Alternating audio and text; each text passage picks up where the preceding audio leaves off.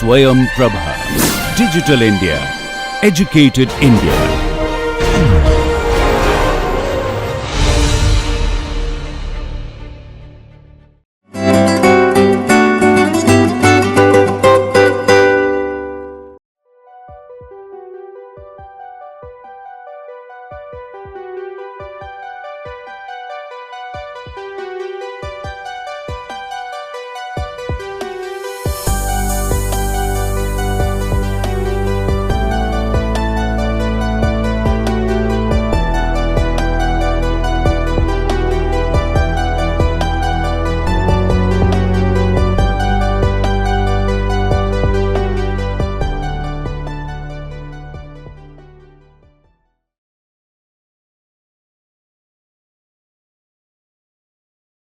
Dear students, welcome to our final discussion on one of the another evolutionary approach, which is simulated annealing. So here is a quick overview of simulated annealing. Unlike nature-inspired method, this is a human-inspired method now because it finds its inspiration in the process of annealing in metallurgy. So annealing, of course, relates in metallurgy to changes in temperature as certain things are being taken into the metallurgical shop. But key point for us is not to worry about how annealing is done on iron, but to draw its connection that this approach is based on temperature. Now, what is the key USP of simulated annealing is that unlike other approaches where we were always discarding the worst solutions or not so best solutions, in case of simulated annealing, we also allow worst or non optimal solutions to be retained. We will talk about that in more detail. But just to clarify this point, if you recall, when we were talking about particle swarm optimization, we said that we will always create the vector of all personal bests and take the global best out of that. But simulated annealing says that solutions in neighborhood of personal best should also not be discarded entirely, and there should be some stochasticity or probabilistic approach should be used to sample even not so best solution.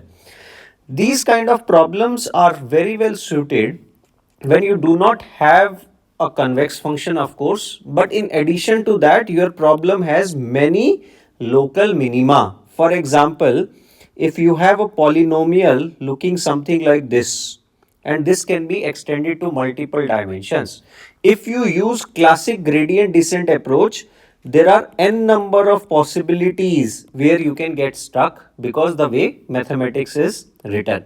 However, because of possibility to accept worse solutions, these worse solutions can help us come out of these troughs, as that is what we are going to learn today in simulated annealing. Now, there are certain pitfalls. We will not worry about these pitfalls, but one thing that we have to also learn that differentiates simulated annealing from our earlier evolutionary approaches is that it is not a population based approach. So, if you recall, when we were doing any other nature inspired evolutionary algorithm, we were generating some initial samples. It could be ants, it could be birds or particles, or it was some chromosomes that we were generating in multiple numbers. But here we will just start with one single candidate solution and keep on iterating it over entire domain. So, no candidate population is involved, but one candidate solution or single point would be involved. Now that we have already learned GA, PSO, and now let us put it into perspective that what are the pros and cons of these approaches and why one size does not fit all applies here. So if you recall, when we were talking about genetic algorithms, it does handle discrete encodings well, and it has flexible genetic operators. For example, we were talking about reproduction or having an offspring from two parents. We were also talking about mutation, and then we were talking about survival of the fittest, and we learned that there could be various variants where you can have operations as you may deem fit for your purpose. However, the problem that we faced with genetic algorithm is that while it works fairly well when you have discrete encodings, multiple hyperparameters are involved. What should be the coding size, how mutations should happen, how crossover should happen. So it can be slower to convert, specifically when problem has high complexity. On the other hand, we learned that particle swarm optimization, which balances cognitive intelligence with social intelligence, it is very fast in continuous space, and it has much fewer operations and much stronger intuition than genetic algorithms. However, this swarm may stagnate at local minima, and another problem is that these parameter tuning has to be done very carefully. Now, there is one interesting example that we can think about, that how swarms can stagnate. Let us say that you are in a valley and somehow all your swarms got initiated on this particular side. Now, swarms would and if this problem is of a minimization type, your actual minima, global minima, may be located here, but just by the virtue of initialization, it may happen that your swarms may never get an opportunity to cross this one of the highest mountains here, and they may prematurely converge here while thinking that this is close to global minima, because they never got an opportunity to cross one of the highest cliffs. So whatever G best, the social best that we were getting, was not true representative of the actual global best. Now you can draw the parallel with the same polynomial I drew earlier, and I said that this is where simulated annealing is supposed to work fairly well. Now, coming to this method of simulated annealing, one advantage that is that it is very easy to code. In fact, there are no parameters involved, no population involved, and it is very intuitive, and we will learn as we will go forward.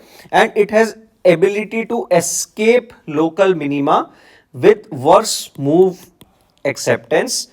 However, the problem here is that it's a single solution approach. Only one solution is going towards the optimality, and if your cooling rates are too slow, it may never converge to global optimum in number of iterations. So now another question arises, when to choose GA, PSO or SA. So if our problem is more of the binary type or permutation type, GA could work fairly well, and it is good when you actually want possible candidate solutions and their fitnesses. On the other hand, if your dimensions are very high, I would not recommend using GA, or the possible solution candidates could have very high large number of genetic codes that you would need. I would not recommend GA. On the other hand, PSO is very well suited for continuous domain problems, but it may not generalize very well to graph related problems. Although now there are few variants for which PSOs has been tailored to work on graph problems, but originally PSO was actually proposed for the domain based continuous search methods. And if we talk about simulated annealing, we should go with simulated annealing if we want a single solution local search approach. That is, I don't care about multiple solutions, just tell me one final value that is the best guess of minima or maxima after my convergence. I would go with SA, as it is not a population based approach. Sometimes people are daunted by hyperparameters, that you don't want to make certain choices, that what should be the cognitive intelligence weight, what should be the social intelligence weight, because it becomes sometimes very difficult to justify that, because in most of the cases these choices are often ad hoc. So if you are not very comfortable with the models that have large number of hyperparameters that you are selecting for yourself, that is where simulated annealing can give you a breathing space, as you have to only choose one temperature parameter, and that too does not influence your outcome directly. It only controls the rate of convergence of your algorithm. So in worst case, what may happen, your algorithm may converge very slowly, but it is not going to impact your outcomes directly or fitness scores directly, which is not true in the other evolutionary approaches that we have learned. And it has this built in flexibility to jump the highly multimodal problems where random jumps help a lot. Again, going back to the same plot, this SA, simulated annealing, would have this ability to go on the other side of the cliff and really find the actual global minima, which other approaches may not be able to do so if all the swarms or ants or particles get stuck on one side of the cliff, because they have no ability to jump outside the search domain or local domain. Now that we have uh, gotten some familiarity, some high level view of what this simulated annealing is, let's dive deeper into the terminology as well as mathematics with help of example, and later draw our infrastructure connect, that where this simulated annealing approach is used. So as I already mentioned, it is based on the process of annealing in metallurgy. So the analogy that we draw from metallurgy is that when we heat metals, atoms move freely, and when we cool them down slowly, they reach a low energy crystal structure, and once it fully cools down, you would see that no more restructuring is happening. Exactly same analogy we would follow in simulated annealing, that when we initiate our algorithm, particle would be dancing a lot around the point because it has very high temperature. As our iterations move, temperature will eventually be cooled down and particle will start bouncing away from the local maximas or minimas that it will find very slowly. I am not saying it will totally damp out. The way we will design these deterioration in temperature, it is always going to be some 99.99 times the original temperature, so it is going to exponentially decay if you plot it like that. However, it is never going to hit zero. Perhaps for much larger number of iterations it would tend to zero. So that is essentially going to design how this simulated annealing is going to work. So but for us as data engineers, data scientists, optimizers, or decision makers, this is the key idea, that we start with a high temperature, accept many changes, even worst ones are fine. But as we gradually lower temperature, we become less tolerant and we become more selective, and we start aiming for global optimum. So if you see that it's an adaptive learning that would be encoded in some sense or another. We have already discussed, deliberated upon why simulated annealing, not only in relative context but in global context or in absolute context, it is very powerful in multiple local minima problem where pure local search can get stuck. In fact, even if you have a non-convex fully differentiable objective function, it would only search for the best solutions locally. So that is one good example of these local search algorithms, which would only follow certain direction and would stop where gradients happen to be zero.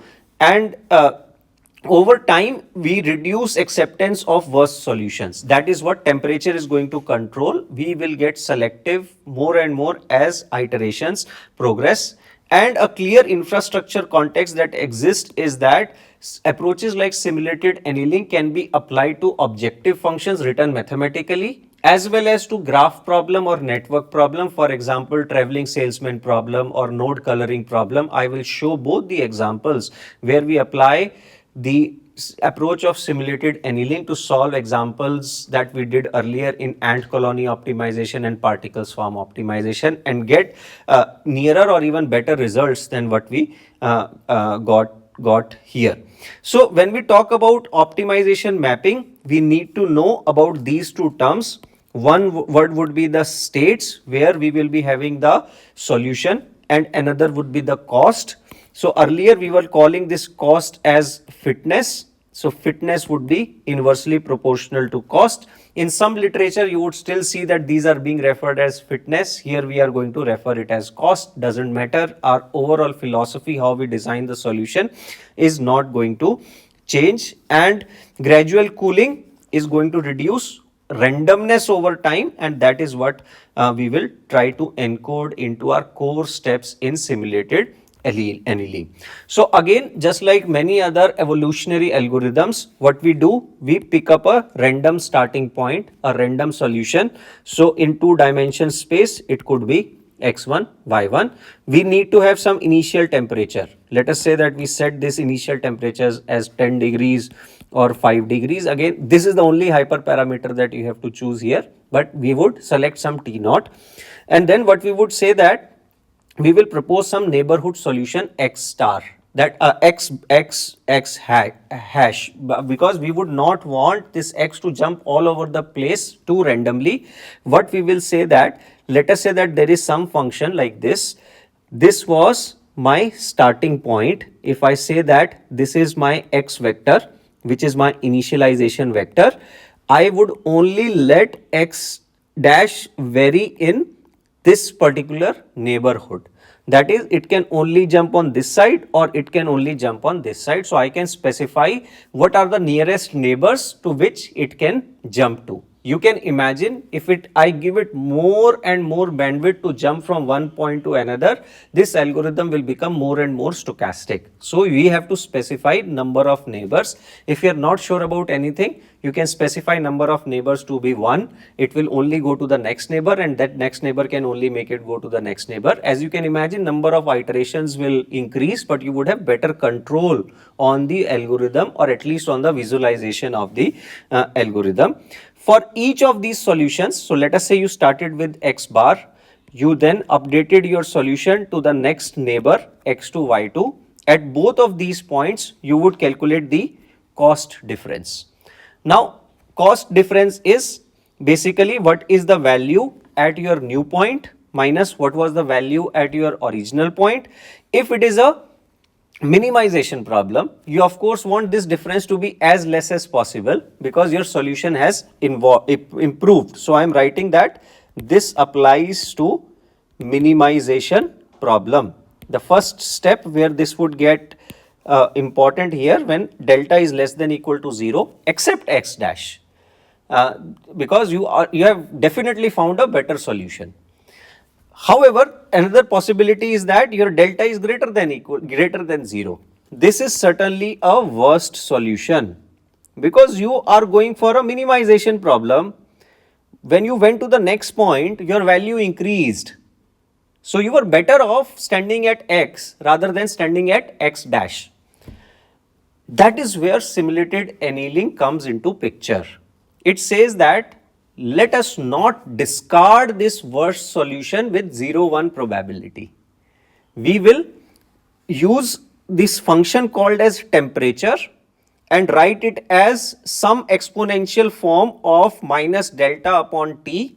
And if I am saying probability, for this to be a valid probability distribution function, there should be some normalization constant. But here I am talking in the relative sense. So this determination of this normalization constant should not matter to me a lot. All I am saying is that this probability of selecting a worst solution should be equal to exponential of minus delta upon t. Now you see that if this delta is very high, that means exponential of some very large number with negative sign would tend to 0. So we would almost select it with 0 probability. I use word almost deliberately because exponential function will never have a value exactly equal to 0. So doesn't matter how worse is your solution is or delta is, there is always some probability for that particular event to get selected. Similarly, if you see that temperatures are very, very high, what that would give is that it would make this exponential of negative number very, very small. Now, if exponential of negative number is small, it would tend towards close to 1 and would allow us to even take up the worst solution, especially when temperatures are high. When temperatures go close to 0, you would see that these chances of selecting worst solutions also diminish.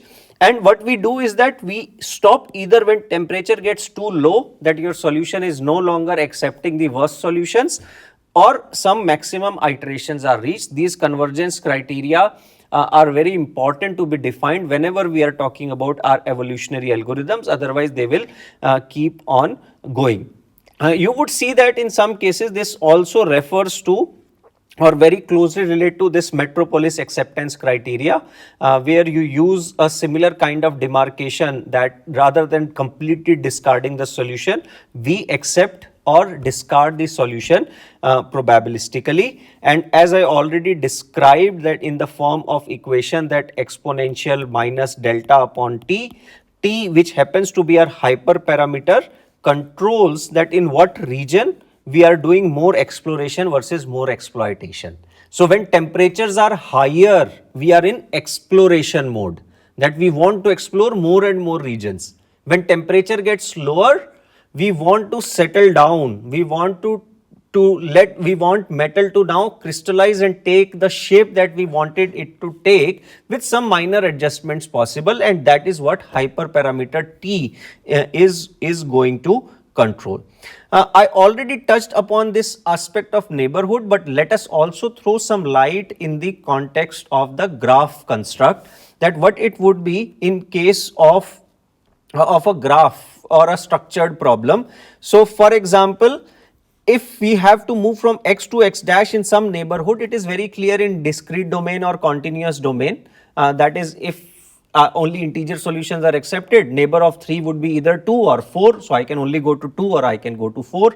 If it is allowed in continuous domain, I would say that if you are at 2.8, either go to 2.7 or go to 2.9. But what we do in case of networks, we say that, let us say that I have following nodes A, B, C, D. My initial plan or my initial traversing was go from A to B to C to D. In swapping, I would say that if starting point is A, I can let B and D change the position. So now my delta path, one neighborhood different path, becomes A to C to B to D. If this path is not feasible, my costs would be infinite. So this is not going to get picked up that easily. Again, I am not saying it will never be picked up. It is not going to get picked up that easily in our sampling algorithm. And however, if the costs are lower than the original path, you already find a possible best candidate, which again goes back to the difference between fx dash minus fx, because ABCD is also a number for us. It's the cost that we would pay going from A to B to C to D and then coming back to A. This is also a number for us, A to C to B to D. And if C2 is lower than C1 in minimization problem, yes, go ahead with ACBD. If C2 is less than is greater than C1, do not discard it. Ant colony optimization was discarding it. Particle swarm optimization was discarding it. Genetic algorithm would discard it, but simulated annealing will not discard it, and this is the key difference between that family of algorithms and this particular algorithm. Now, another question arises that how to update this T. In most of the references, you would see that this temperature is just decayed geometrically. This is not a linear decay, because here ratio of next term to present term exhibit a constant ratio alpha, and we take this value of alpha to be fairly high. That means if your original temperature was 10 degrees, your temperature at next step would be 0.9 multiplied by 10 equal to 9 degree, and you would see that as we progress, these changes are going to get much smaller, or cooling down will keep on getting slower. In some cases, we can also use the linear decay, that every time temperature will be reduced by 0.1 degree Celsius. The problem with linear decay is that it would slow down the algorithm even in its initial stages, and would maintain the same rate when it has cooled down. So from point 1 you would immediately go down directly to the 0 and algorithm will terminate abruptly. That is where geometric decay is preferred over linear decay, and similarly other variants exist such as logarithmic decays and so on. We would not worry about that. In most of the examples, I would typically be referring to geometric decay without specifying the exact functional form again and again. And sometimes it could be adaptive also, that if temperature is greater than certain threshold, use the geometric decay. When it falls below certain point, use linear decay. All these are meta heuristic approaches. All combinations totally rest upon you. However, there are some practical considerations that also determine a good cooling schedule. For example, if you have enough CPU time, go with the slow cooling. If you just want an approximate solution in some range, go with the fast cooling, but remember that it may freeze prematurely in a local minimum. I really like that how the thermodynamical equivalence is established in these algorithms: cooling, freezing, heating, atoms having more energy, etc. And that is where their transferability to different domains also become easier, because physicists, engineers, scientists can relate to these particular terminologies with much more confidence, unlike genetic algorithms where terminology is too grounded in the biological sciences or evolutionary sciences. Not saying that one is good or one is bad in just the sense of terminology, but if you see from the perspective of decision maker, which is the role that we are taking in this particular course, you also want your algorithms to make much stronger engineering sense when you are taking these engineering decisions. So typically what we do that is that this alpha is typically kept as 0.95 to 0.99, but you can experiment with different rates of cooling. And T naught should be fairly large, that it at least allows us to cover 80% of the domain that you can track from whatever cooling rate calculation you are doing. So let us look into one example on minimizing a one-dimensional function. So our function is fx equal to x square plus 2 cos 2 pi x, and here, just like other meta heuristic approaches, we have to specify the domain. Here we would be searching for our solution in -3 to 3. Question is simple: find x that yield the smallest x. Now, unlike our earlier function where you would just say, oh, x equal to 0, you cannot say it here, because now we have one function which has some periodicity. Again, we will keep it very simple. We will start with some initial random guess in the domain. We will have a temperature and we will pick up a neighbor where delta is such a very small number. However, if you are standing at -3 and you do -0.3, make sure that you do not go out of the bound and you stick to the boundary value of -3 and +3 on the other side. So we will start with a very simple example and we will use much a lower temperature to begin with, T naught equal to 2 and alpha is equal to 0.9. I would take the first value of x naught as 2.5. Then the value of function becomes 4.25. I am not, of course, plugging these values for you, but you can certainly check that at x not equal to 2.5, function should give the value of 4.25. Now we have to, this is our initialization. Now what we have to do, we have to go to the next step. At next step, we will take some neighborhood, a small perturbation away from our original point. So I randomly sample delta in some range. I get to the value as 2.1. I evaluate this particular function at this point, it comes out to be 5.028. Now take a moment to reflect whether this is better or this is better.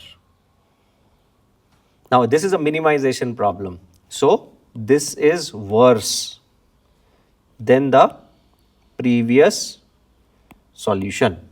So we have two options, we can fully discard it or we keep it. So since this is simulated annealing, we cannot completely discard it with 100% surety, but we establish that delta is greater than 0. Delta greater than 0 in minimization problem is a bad solution.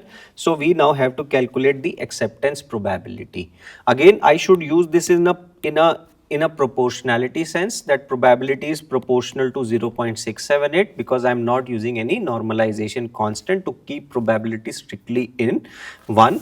Now what I will do some random draw. Suppose I get a number 0.3 which is less than 0.678. I will accept the worst solution. This is the point I wanted to make, that there is a possibility to accept the worst solution. So I will say that now my new x1 is 2.1, where value of function is 5.028. Before I go to the next point, I have to now update the temperature. So my new temperature is going to be 0.9 into 2.0 equal to 1.8. I repeat the same step in the next iteration. Now I sample something from lambda within a small uniform bound, and I would say that now I will see whether x2 equal to 2.4 is going to be better solution or worse solution. Again, what I find here is that when I evaluated it, I got it as 5.142. It is again a worse solution. Why? Because 5.028 was the previous point. This is 5.124. Again, I would be fairly agnostic to what is happening during the algorithm because I have already defined the rules before I started my algorithm. So I will again very dispassionately calculate the delta, see what is the probability I am getting, do some random sampling. But today I have got a number which made me reject this particular neighborhood.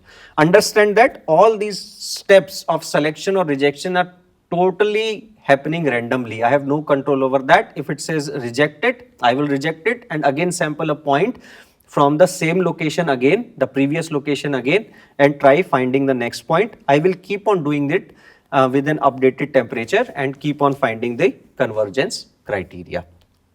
So if this particular example is clear, before I actually go to the mathematics of graph structure problem, let us look into one animation that really makes a point that what really happens as these algorithms learn and try to go towards their local minimum. Now let us look into this tiny TSP example, the same example that we also looked earlier, where we have these 4 nodes. Of course, I have changed the costs or distances between these 4 nodes. Again, A, B, C and D. You can go from A to B, pay 10 rupees. You can go from A to C, pay 12 rupees. Go A to D, cost would be 20. You can go from B to C, pay 8. From B to D, you can go and pay 15, and then you can go from C to D and cost would be 25. Now again, this is a tiny example. Real world networks are going to have hundreds of nodes and thousands of edges, but problem remains the same. You have to go through all the nodes in such a way that your cost is minimum and you are not crossing any node twice. So A to B to C to D, and then you can come back. This is one feasible route. One non-feasible route would be you cannot go here, come back here, and then decide to go, and so on. So this is what a blue one represents, a feasible traveling salesman problem path.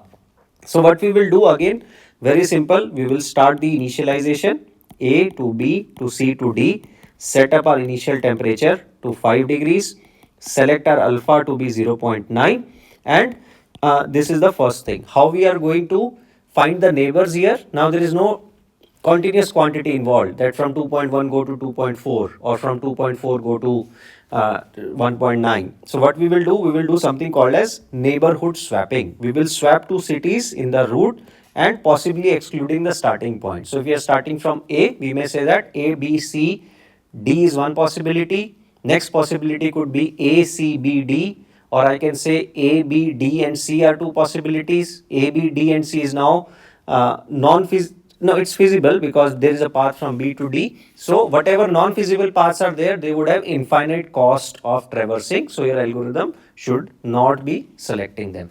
Understand that the probability of selection of non-feasible path also exists in these algorithms, but nothing to worry about. Over the time, as you iterate, it would settle for and keep on eliminating those non-feasible solutions, because any next change would make it move out of that convergence that infinite path is giving. So again, putting this into context, if my initial path was A, C, B, D, I can calculate total cost as 55. Then I will swap B and D, get to new path of A, C, D, B. Understand that I just didn't stick to A, B, C, D. It can be anything, just the starting node is fixed and the ending node has to be the same node coming back. So the cost here is 62.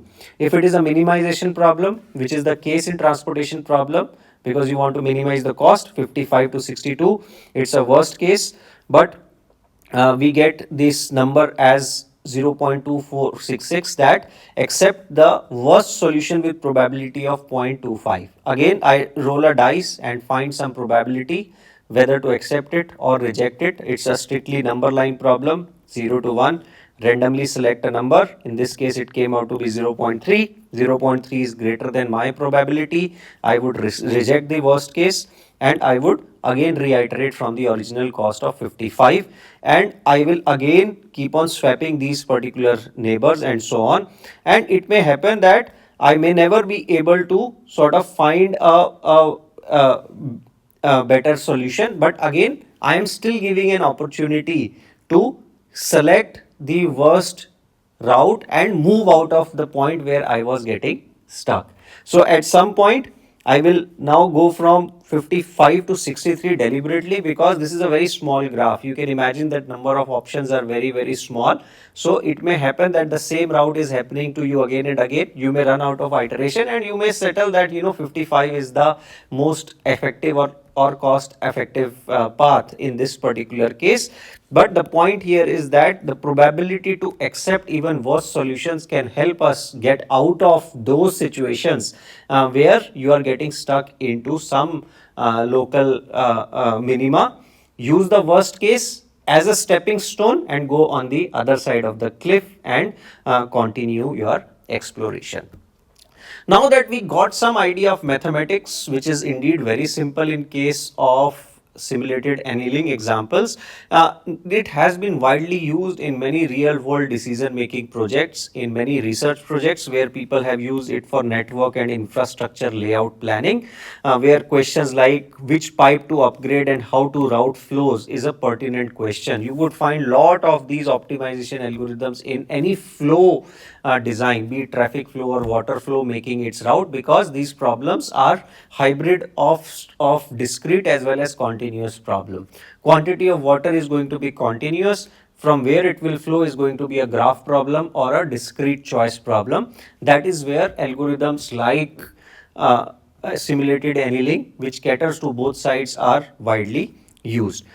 Similarly, in power systems, which also have some graph construct or network construct, where again it becomes problem of both discrete plus domain, which gives us the continuous flavor. They are also important. Again, what we do in simulated annealing, we have a particular configuration of expansion or placement, that I want to do the replacement of pipe B to D to F to G, for example. Then you will keep on swapping the neighbors and keep on balancing the cost plus feasibility. All infeasible solutions get an infinitely high cost controlled by this factor called as lambda. Let us say this is 1 million multiplied by some cost of,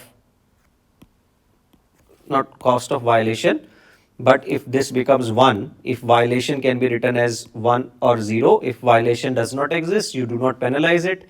If violation is there, you say that the cost to go through this particular path is close to infinity. Another area where these algorithms such as simulated annealing or its variants find its root are in scheduling and resource allocation problem, wherever there are certain tasks with precedence or there are limited resources and deadline associated. For example, you want to lay down a pipeline. You have two options, that first go from A to city B and then ultimately go to the destination D, Or you can say that before going here, I want to take the pipeline to city C first and then go to B and then go to D.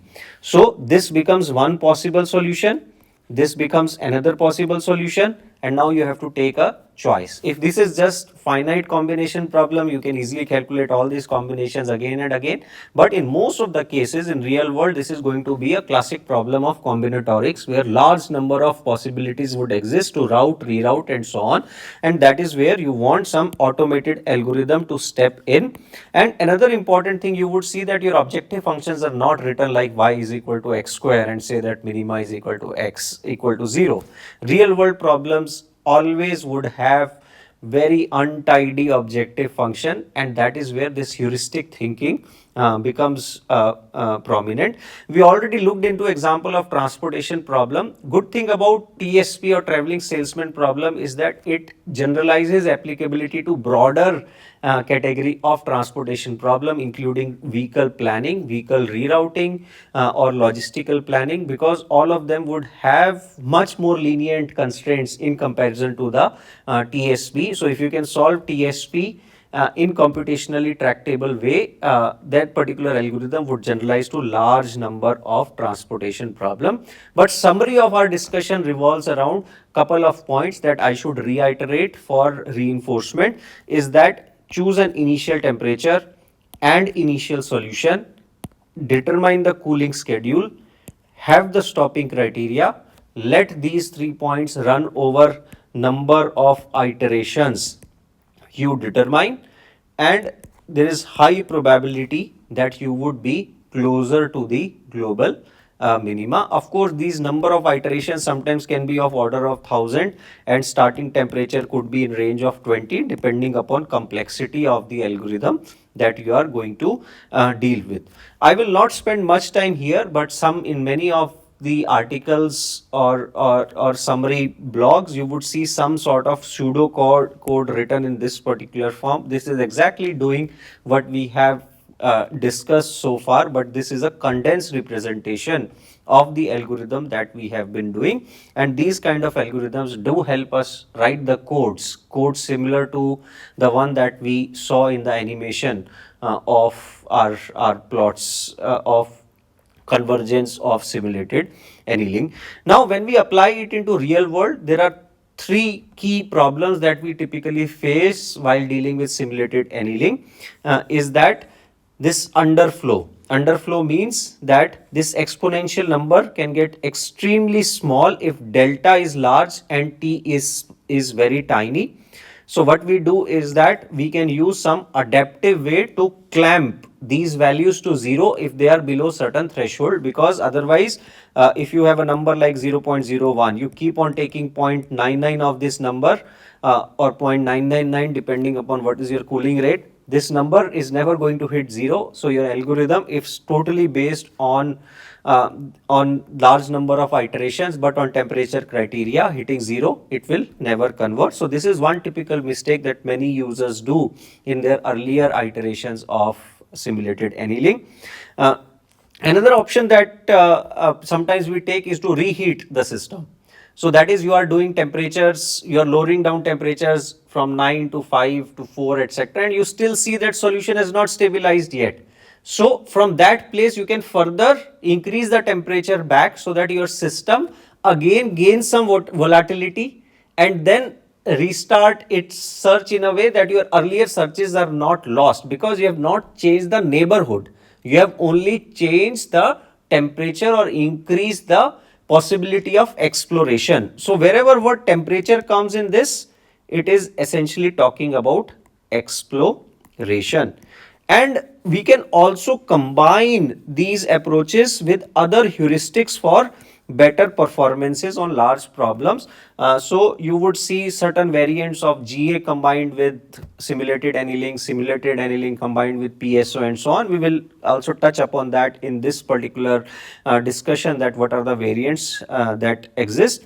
I also referred to this earlier, but one very popular use of simulated annealing is the adaptive approach, where we keep on adjusting T based on the acceptance ratio. If too many moves are accepted, we may prefer to cool down the system faster. So for example, when we were looking into our traveling space salesman problem on the tiny 4-node example, we were able to see that too many not so desirable moves were getting accepted multiple times. In that case, we may actually have checkpoints in the algorithm to say that, hey, you can now cool much faster, so that we are no longer accepting the worst solutions and settle for whatever is the best value we have. And this does help us maintain good balance between the exploration and exploitation. T promotes exploration, cooling promotes exploitation or slowing down around best possible answers that we have. Now that we live in a world where we have access to a lot of cores and lot of compute, multi-starting simulated annealing is also commonly used, specifically when we are dealing with problems having thousands of nodes. For example, in some of the researches that we do, we are interested to design the optimal recovery algorithm for networks, and that is where we typically make use of multi-start assay, that where we say that there are n number of possibilities that could recover, and it takes more of the population flavor now, that you say that algorithm can start from multiple initial population, and we settle for those particular strands that give us the overall lower cost. Of course, it results in better or optimal use of compute, help us find the solution spaces much faster, and there are better chances to find the global optimal. As I mentioned, the assay comes in all flavors, assay plus GA, where GA is used for broad search and finalization or final tuning happens through the simulated annealing. And also with these, each accepted solution can further be improved with the local search. For example, you are not able to actually pinpoint to the local minima, but now you have entered into a particular valley.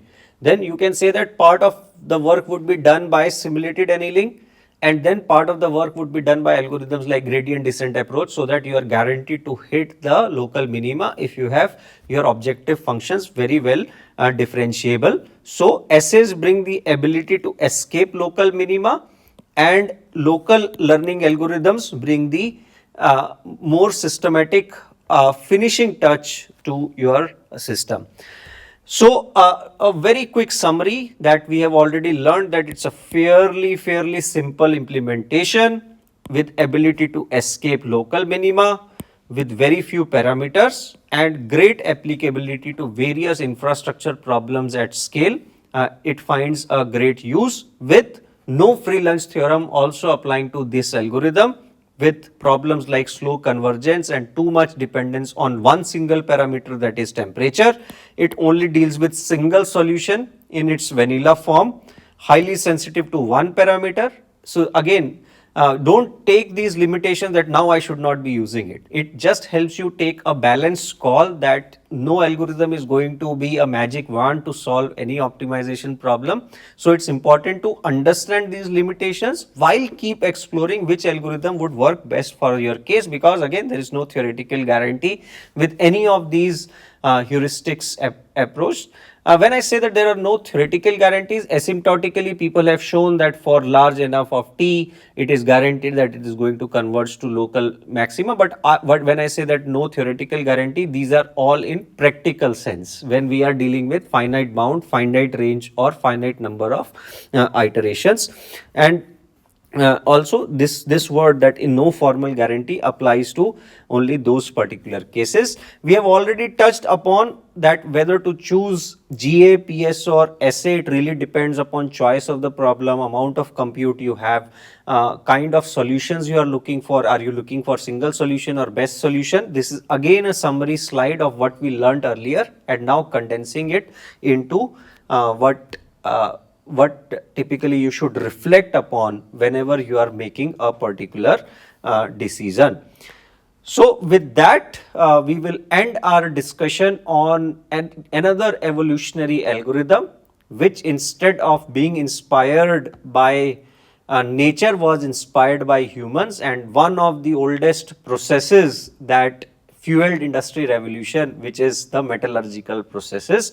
I hope you enjoyed the discussion, and now you would put some of these algorithms to use in real world infrastructure decision making. Thank you. Now, let us look into another example of simulated annealing, but this time not through toy example, but through an actual code that we have written for a one-dimensional function which has multiple crests, troughs, and it simulates a time series. It is combination of some sines, like sine function, and some polynomial twists added to that.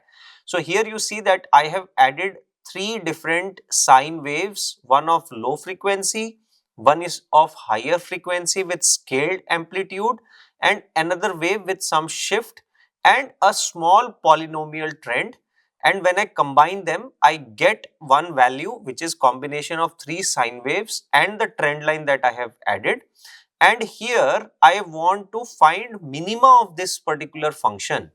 Now, as we discussed during theoretical discussions, that if we go by local search approaches such as gradient descent method, what may happen is that we reach the first point of zero gradient, and that particular point may be classified as the minima or maxima depending upon what choice of problem we are solving. But understand that that is going to be one of the many local minima possible in our search space. So, in case of simulated annealing, we need to define two parameters. One is the temperature, and also we have to see that how these particular values will change. So this is the domain that I am going to use 0 to 40, and I am going to have 400 points over which I am going to generate my time series. When it comes to simulated annealing parameters, I would have some initial temperature, I would have cooling down rate, I would have number of iterations and step size that I am going to use to search for the neighbors. Now this step size could be interesting parameter. Sometimes if you are taking too smaller of a step, your system may cool down from 10 degrees to close to 0 degrees, but you may still be stuck in local minima. And if this is too fast, it may be jumping multiple times, but that is where some hyperparameter searching would help. So I would typically search it in the range of 3 to 5 for the problem of this size. So let us write it as 5 for our solutions so that we can clearly see that how that particular particle is jumping. At each point, I am going to save the position of a particle, the best position it has, and I will also store temperature at each iteration. Then I would initialize this code, run this code. I would not worry about the syntax right now here, but what it is essentially doing, it is implementing the algorithm of of simulated annealing that we have already learned, and finally we visualize this particular results in form of an animation. Since runtime of this code is bit higher, I already ran the animation piece for you. You can clearly see that there is a sine wave 1 plus 2 plus 3 plus some trend being here, and we would start from some location 0, and over the time we would see that this red dot will jump around and this green dot would get fixed at the lowest point that this red dot is going to find. At first time step, that is when these iterations are starting, these red dots and green dots will coincide because that is the best solution this red dot can find, which is green dot in this case. So now let us run this animation and see what happens.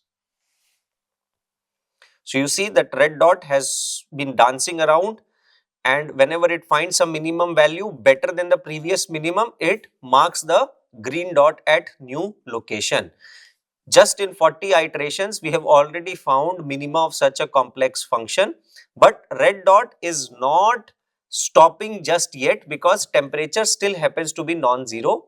But you might have noticed from initial timestamp, it has slowed down dramatically. Now temperature is approaching 0 very quickly. This red dot has almost stabilized and it is not finding any more new solutions. But if you increase temperature to let us say 50 degrees, number of iterations would be way higher. if I allow these number of iterations to be uncapped and just temperature dependent. But in this animation, we clearly see that how simulated annealing from increased randomness of red dot and then final slowing down of the system converges, and at the end we find our global minimum even in a function which has multiple troughs and crests.